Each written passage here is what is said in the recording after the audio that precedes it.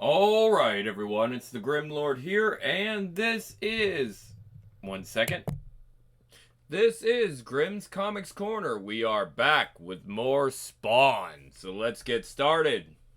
Only got about 60 pages or less, so let's get through it. We can get into volume. What are we on? 13? I don't even know. We're getting there. We're really getting up there, though, guys. And as I promised, more horror comics are coming your way. So, yeah, more creepy, might throw in some eerie, might do some vampirella. I don't know exactly, but they will be classic tales. I have decided that. Also, in comic news, real quick, I'm going to say that Heavy Metal has announced they're coming back and they're returning to their roots. I don't believe I'm going to be reading any Heavy Metal comics here, and I talk about the classic comic magazine, because one, they're officialized scans, which I don't know how they feel about that, and two, they're really long, like much longer than we do for a normal volume. It would probably take a couple months to read one volume because they were comic magazines. They had several stories. But all right, enough of that. Let's go ahead and get started. Ethan Crone notes on a dying city. It's still raining. Down on the street, the faceless drones scurry like rats seeking shelter from the tempest. They fight over taxis, push and shove their way along the sidewalks, diving into doorways for a moment's respite. I think that's actually respite. Anyway, let it rain for 1,000 years, and it will not be enough to wash clean the streets of this city. The filth is a part of us. It's in our lungs. It's beneath our skin. It stains us so deep we will all carry it to our graves. New York City at the end of the millennium, a dark drama is being played out. A grand opera written in blood. Somewhere out there, a murderer is on the loose, hiding among the faceless masses, lying coiled in the shadows, waiting to strike. Meanwhile, I sit and watch from the rafters and write it all down. Someone is killing the homeless of Manhattan, discarding ragged scraps of humanity in the alleyways or nailed to trees in the park. The exterminator, that's what they're calling him, or her, or it, a rather colorfully gruesome appellation, is it not? He leaves cryptic notes about a great cleansing, about insects beneath his feet. He makes threats and mocks the authorities. The city's in an uproar. The police are starved for a motive, as though there could be a rational reason behind all this bloodshed. They're not looking at the big picture. It's not about motives or clues. It's not about motives or methods or clues. It's about the drama, the tension, the rising action, and the false leads. The false leads and the stunning denouement. Everyone loves a good murderer, and this one's better than most. The only real question is, how will it end? How long can its author sustain the action before it all comes crashing down? Who shall find their salvation, and who shall fall from grace? Who shall be the hero, and who the villain? Who shall play the clown, the fool, the poor homeless sap? Will there be a tragic muse, a femme fatale? Always love those. Who shall live, and who shall die? I can't wait to find out. The anticipation is delicious.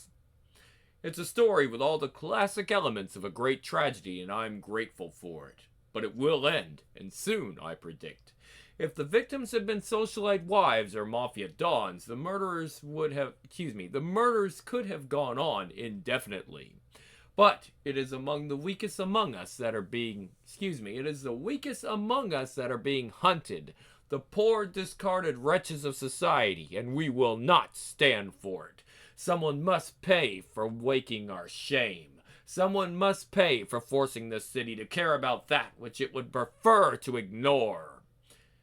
Good evening, Mr. Crone. Going out? Yes, I am, thank you. Just a minute, please.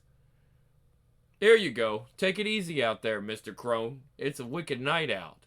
Don't be absurd, my good man. It's a beautiful night. As for me, there's little left to do but wait and watch. A beautiful night to be alive and celebrate my good fortune. The precinct. Tell me the truth, Bobby. What was it with you and this Whistler guy? He owe you money? Maybe he tried to get a little too friendly? Just tell us why you killed him. I didn't kill him. He was my friend. You got no friends. We both know that. Come on, Bobby. Your prints were found at the crime scene. I saw him. That's all. I mean, we shared a drink is all. All us bums share things. How touching. This before or after you killed him? Huh?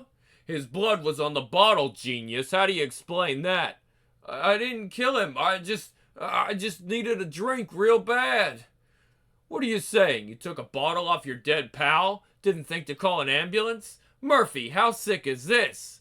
Pretty sick, Silbert. In fact, I say I'm shocked and disgusted. Me too. You know what else is sick? Look at this maggot. Look at this maggot. Young girl, no more than 14 years old, homeless like you. Is this any way for a young girl to end up? Look at her, goddammit. Don't close your eyes. No, please. Someone cut her to pieces just last night. Looks like they enjoyed it too. 14 years old. Why would someone do this to a child? Christ, they even cut out her heart. Why, Bobby? Why? Did she have something you wanted to share, huh? No, I didn't hurt anyone, I swear. Please, leave me alone. Bootsy, please help me. Oh, Christ, here we go again. You could stop bawling for your fairy godmother, whoever this Bootsy is. You're up to your neck in this, and you're all alone. I'm looking for a confession, pal. What's your deal, Bobby? You hear voices, is that it? Do the voices tell you to kill bums and runaways, huh? Please, leave me alone. I didn't do anything. I told you everything I know about the alleys. Hey, Murphy, who was that other sicko, the one who heard voices? Son of Sam? Yeah, that's him. Son of Sam. Maybe that's what we got here. Listen up, Bobby. I'm gonna take a coffee break. You get one call. I suggest a good lawyer. Oh God, how did this happen? Bootsy, you promised you'd look after me. Who can I call? I don't know anybody. Huh? Ka-chunk! Come on, you bastard! Hey, Sammy, I thought you were sticking to the health food. Muscle bars and that. I am. This is a reward for my diligence. So, you done beating up on poor old Bobby? We both know he didn't kill no one. Oh, well, that's different. It's like, that a fact? Dude gets pulled in on a D&D. We run his prints just as a precaution. Bingo, we placed the little bastard at the first crime scene. Only lead we got so far, and he's got some interesting things to say. Drunk and disorderly. It's a dead end, Silbert. I know the pressure's on you, and you gotta play hardball, fine. But bottom line, Bobby's no killer. Who knows? Maybe he's unstable. He keeps talking to some imaginary playmate. Bootsy, yeah, I know. He's lost a friend recently. Yeah, but that's not all. What do you know about someone named Spawn? The crime scene. A dockside warehouse. A foul and icy wind blows in from the river and cuts through the night with frozen daggers. But it is the palpable sting of terror that scores and scratches its way through the unearthly form of the hellspawn. It burrows deep into his consciousness and spreads out to every fiber of his being. Panic, fear, unspeakable desperation. The place stinks of death, rancid yet almost sweet in its way, like the burning of leaves. He can still hear the hopeless cries of terror, the fruitless pleadings of a child echoing off the concrete walls. Her name was Fawn. A crude outline on the ground, a grim and final perimeter is all that is left to measure this life snuffed out so viciously, so needlessly.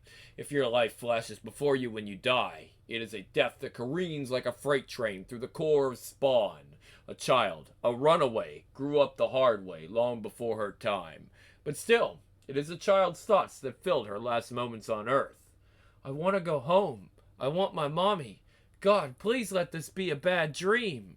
The Spawn drinks in every horrid sensation. The thunderclap of footsteps. Moving closer, a gloved hand that slices the girl's pleas for mercy. God damn, that's a 14-year-old? Really?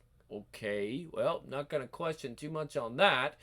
The first slash of steel severs the carotid artery, the surprising heat of her blood more shocking than the pain. Then another cut, this time above the left breast, forceful, clinical, and then everything blurs. Something moves languidly through the air in slow motion, a cascade of tiny, ivory-colored spears tumbling through the night. Like distant stars, each a faint promise of hope of a life that might have taken a different, better turn, if only. Just saying, you would not get away with drawing a 14-year-old like that. Not today. Not in today's comic world. It was definitely a different time, guys. I mean, holy shit, that's not what I would expect when we talk about, like a 14-year-old girl got murdered. Yeah, that's not, But again, it was a different time. It was absolutely a different time. The night turns to red, and then the red turns to black, and it is over. Alone, no one to mourn, no one to lend comfort, no one even to hear her cries, no one but the lowest of the low. Come here. Excuse me, that's supposed to be Spawn. Come here. What about you? What did you see? Whoa there, Pally. What are you doing here? Police, hands up. Hands up now. He's running for it. I don't believe this. He's running for it. Sklang. Freeze. Blam, blam. Hey, you okay, Pete? Where the hell did he go? Huh? What'd you say? I said, did you get a good look at him? No, it's too dark. We better phone this in. The next day. Are you kidding? Sergeant Joe Friday on Dragnet. No question about it. First time I heard him read someone his rights, I knew what I wanted to do for a living. Oh, I know what you mean. For me, it was Nurse Dixie on Emergency. Something about that starched white uniforms just sang to me. I know it probably sounds silly, but I guess I like thinking of myself as one of the good guys doing my part for society. Doesn't sound silly to me. Thanks again for helping Bobby out. It was good of you to vouch for him. I was more than happy to do it. That's part of what the outreach center is for. Thank God he held on to my card. Poor soul. He's really had a rough time lately, hasn't he? Yeah, that's right. Excuse me? Sorry, I said yeah, that's right. Old guy's been on the street a long time. Ain't there some way to help him out, permanently? There's not much we can do until he gets serious about his sobriety. But he's one of the good ones. I have faith in him. I believe the good Lord helps those who help themselves. I honestly do. The ones that won't, and believe me, it's not that they can't, it's that they won't. Well, I suppose it's not my place to judge, but I have to say I think they get what they deserve. Does that sound cold? Nah, not at all. I mean, you can't save everyone, but at least you're trying. This city, hell, this world is such a mess and there ain't enough people interested in cleaning up. Oops.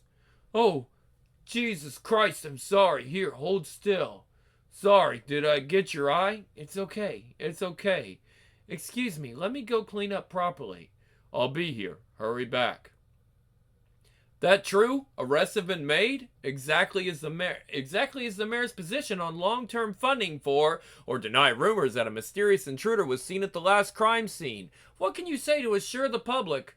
One at a time, please. First of all, let me make it clear. While certain individuals have been held for questioning, no arrests have been made at this time.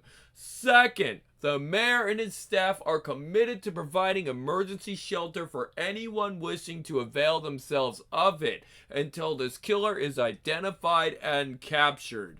We are making progress and hope to have additional information available shortly. What about the latest murder?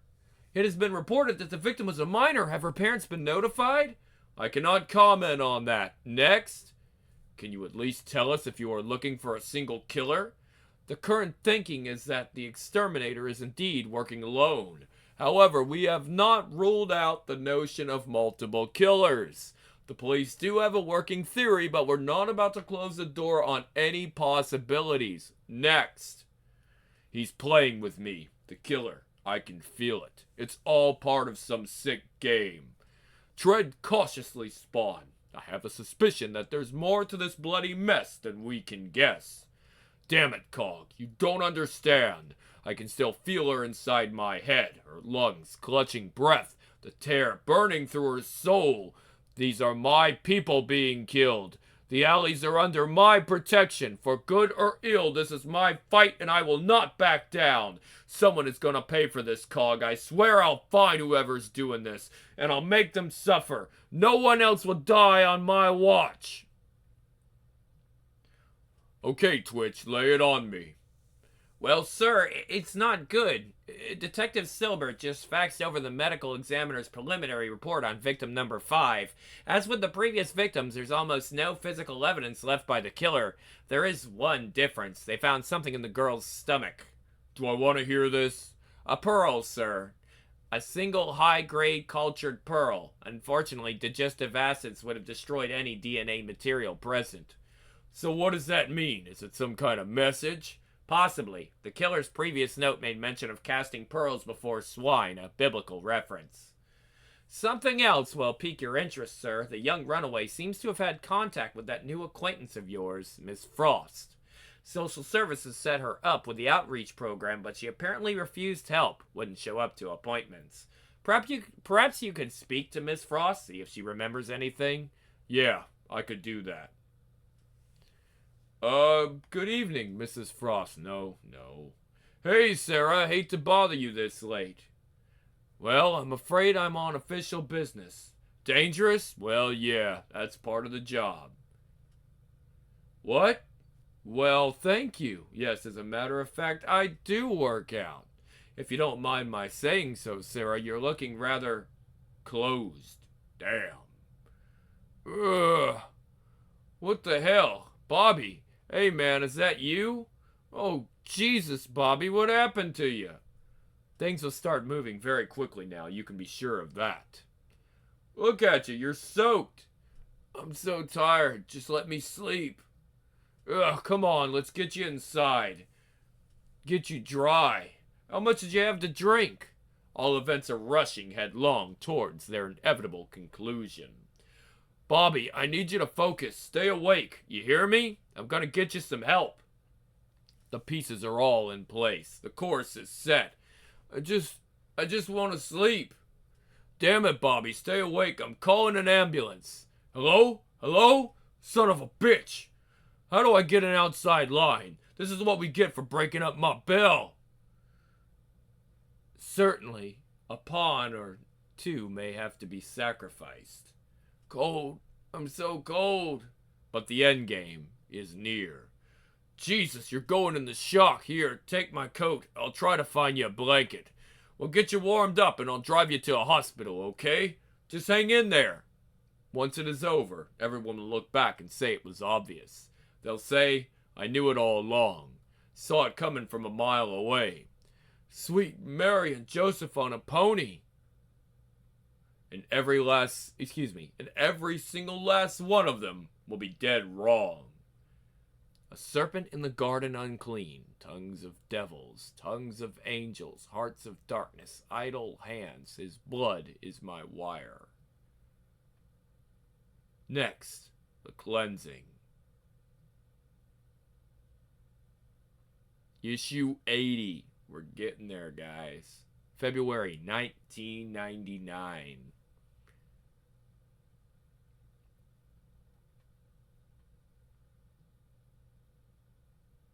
Yeah, I'm positive. We got our killer. Did the police know? Nope. Came straight to you, just like you asked. Good. Give me half an hour, then call the cops. Do you mind if we ask why? Because I goddamn said so. That's why. Asswipe. A city is a lot like a person, if you think about it. It lives and breathes and grows. It has its own unique anatomy, its own charms and idiosyncrasies. But its very nature, excuse me guys, we'll try that again. By its very nature, it must kill and devour in order to survive. Sometimes it is faced by malignancies, parasites, cancers. Some can be treated or contained, but others must be eliminated, eradicated from the host so that the better, more deserving organs may thrive. They must be cleansed. The killer knows this deep in her heart, understands it at a primal level. It is the only way to build a better, more pristine world. The men on the TV have been saying terrible things about her actions. They toss around ugly words like murderer and sociopath. They don't understand it is thankless work, cold, clinical, and necessary. But she doesn't do it for understanding or for recognition. She does it because no one else will. Dr. Sarah Frost emerges from the shower, her seventh of the day. She feels renewed, almost reborn. She drinks in the filtered, rarefied air. It is free from the taints of the city, the toxic grime that fills its skies, the sickening scent of other people. She feels alive and radiant beneath the warm glow of halogen lights. It is only at these moments she truly feels safe, truly comfortable inside her skin. Huh? That comfort will prove short-lived. Get off me! No, get off! Where are they coming from? Dr. Frost panics, her heart pounding. No, get off! Get off! This is impossible, she thinks. Her safe, antiseptic little world has been breached. Lightning flashes and the world turns dark. She feels sick, violated. No, stop it! No! She stumbles in the darkness and falls to the ground. Around her, she hears the nauseating sound of hundreds of tiny legs skittering all about her. Another flash of lightning illuminates the room, and she realizes that she is not alone. There is someone there, watching. From somewhere near, she hears the rattle of chains, the fluttering of heavy cloth. Her pupils dilate, adjusting to the dark, and then she sees Sarah Frost. It is time to answer for your crimes. Christ, what do you think he's doing in there? I don't like the stink of this. And what was that crap? 'Cause I said so. Deal or no deal, he don't talk to us like that. Better get that straight. Yes, sir, I was quite impressed by the way you stood up to him. Very brave. Geez, Twitch, what's eating you? This is hard enough without you taking shots at me. Forgive me, sir. Gallows humor, I suppose. Yeah, okay. Don't worry about it. It's just, she was nice to me, you know? Treated me like I wasn't just some mook. That didn't happen much in my life. Just my luck, she turns out to be a spree-killing psycho. It's always something, isn't it? Knock it off. When you decide you had a sense of humor anyway, huh? Guys like you don't know what it's like. I mean, you got Helen and the kids and all, a family. End of the day, no one can take that from you. Me? I got no one. I'll tell you your problem, Twitch. You don't know how lucky you are. Is that a fact, sir? That's a fact. How long has it been now? 4 minutes. Christ. Who are you? What do you want with me? Tell me why, Sarah. Why did you do it? I don't know what you're talking about. Get away from me. Somebody help!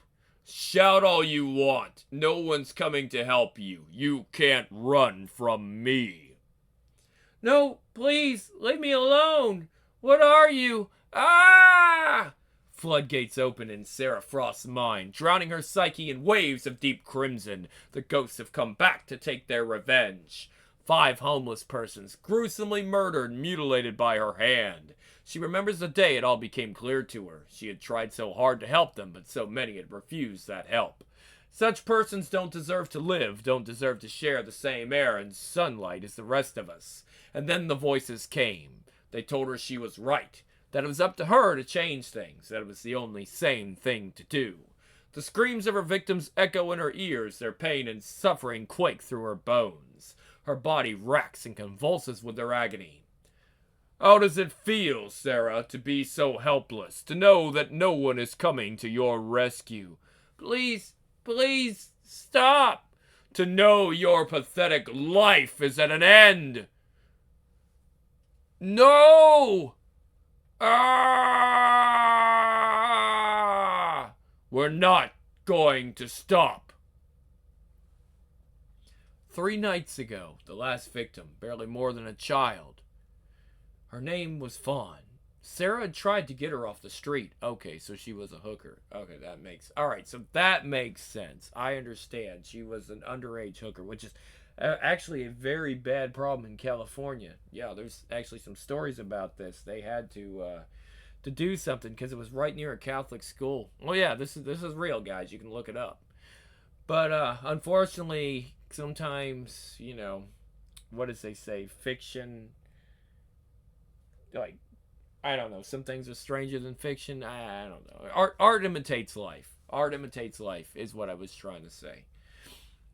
But yeah, unfortunately, that sort of thing does happen. Sarah had tried hard to get her off the street. She had invested hours in helping this girl, all for nothing. She would have to pay. I've been worried about you. It's keeping me up nights. Sarah drove her to an old warehouse and showed her she didn't shower and showed her the penalty for her actions. Where are we going? Just somewhere we can talk. Don't worry, it'll all be okay soon. Are you hungry? You stupid, ungrateful little bitch! What are you doing? Ah! Let go! The little brat actually looked surprised, betrayed. Didn't she realize she had brought it all on herself? The girl struggled, tried to escape, but she never stood a chance. Sarah cut Fawn's throat and watched her die. Listened as the girl's last pathetic cries for mercy gurgled weakly from her severed throat. And then she extracted Fawn's still beating heart as a trophy and as a warning to others. Change or die. Tell me why, Dr. Frost. What were you afraid of? What is it that scares you the most?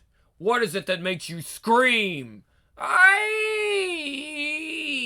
They crawl all over her, under her robe, in her hair. Thousands of them. They burrow under her flesh. She slaps and scratches and pounds at them, soft layers of her own flesh collecting beneath her manicured nails. Get 'em off! Get 'em off me! Please, please stop it! As Sarah Frost experiences her blackest nightmare brought to life, something in her mind switches over. I'm begging you, stop it! Shut up! You are not allowed to beg! It was her all along. She sees that now.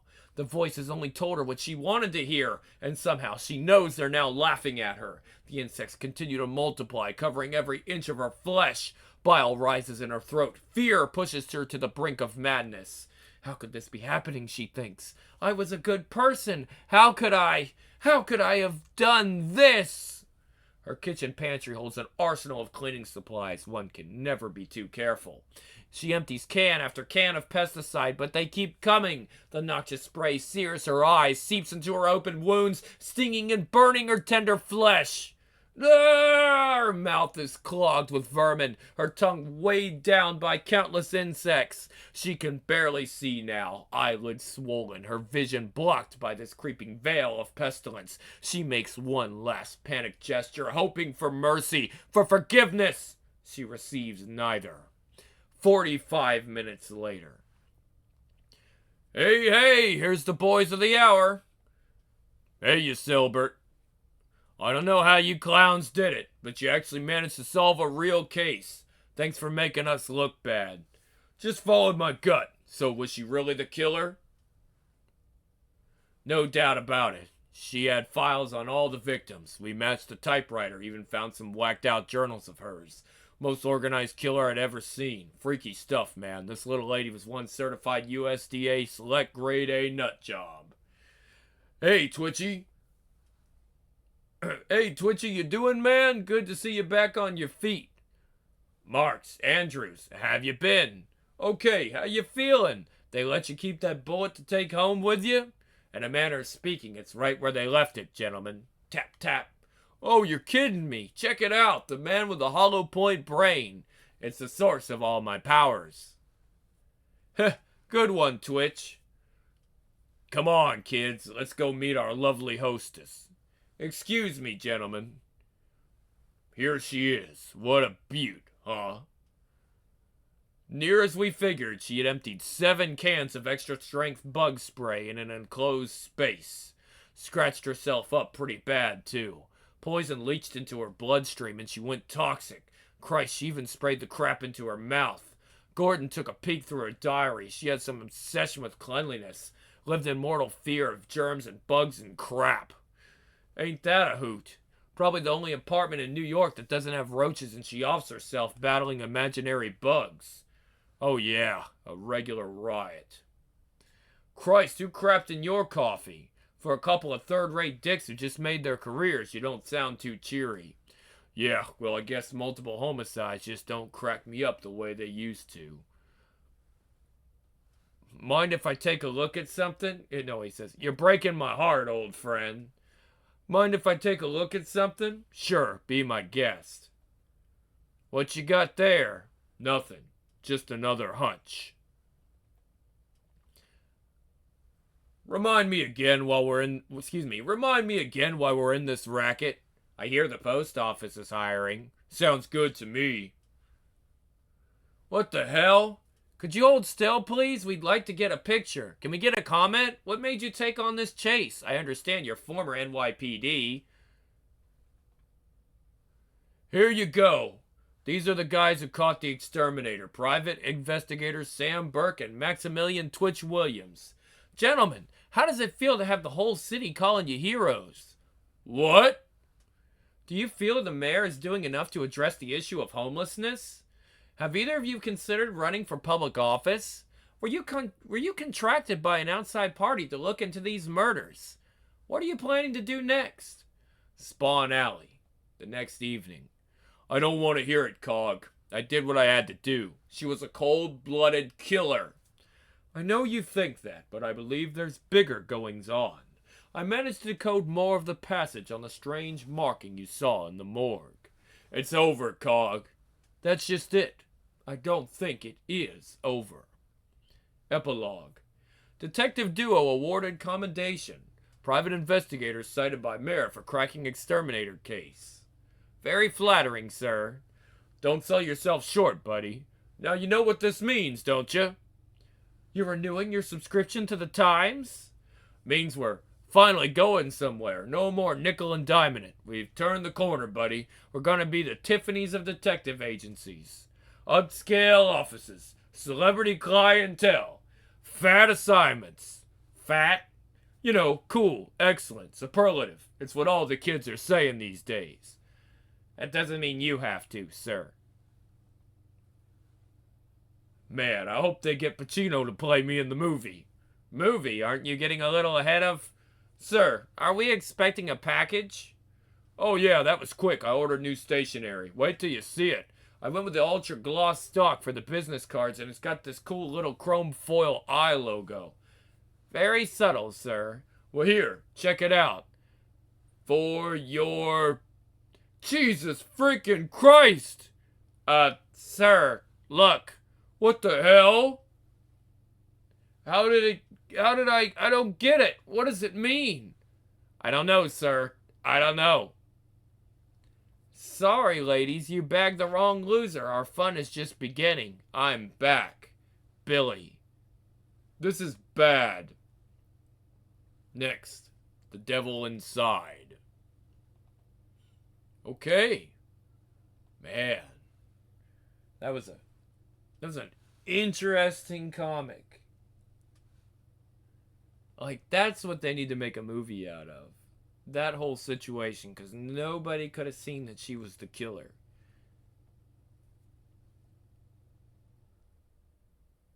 And they planned originally to do a movie on the two detectives.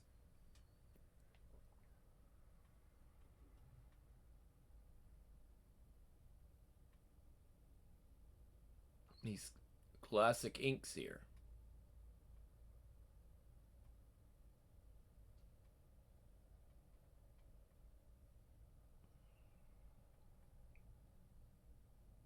Yep, Sam and Twitch. They were going to do a whole movie on it. I think it would have been good.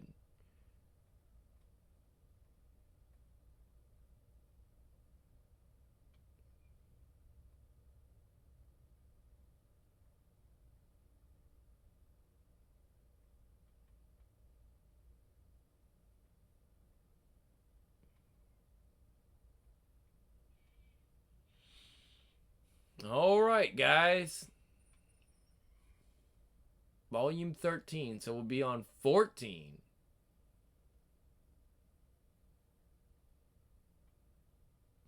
Alright, so what we got next?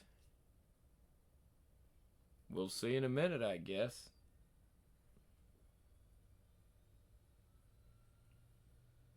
By the way, if you like this, make sure to like, subscribe, share, and if you want to donate, you can donate to Grimm's Dungeon of Comics on Patreon. It would help. Nobody's really donated so far, and I really don't have anything to offer you guys. But if you want to show your support with $1 or $5, $10, whatever, feel free. It helps. Helps pay the bills. They're not cheap. I do what I can. Spawn Origins Collection Volume 14, guys. Another 164 pages coming at ya in November. Stay tuned, guys. I got horror comics coming up. We got them all lined up for the end of October. It's already almost that time. My favorite time of year coming to a close. Alright, guys. I'm out. See you next time.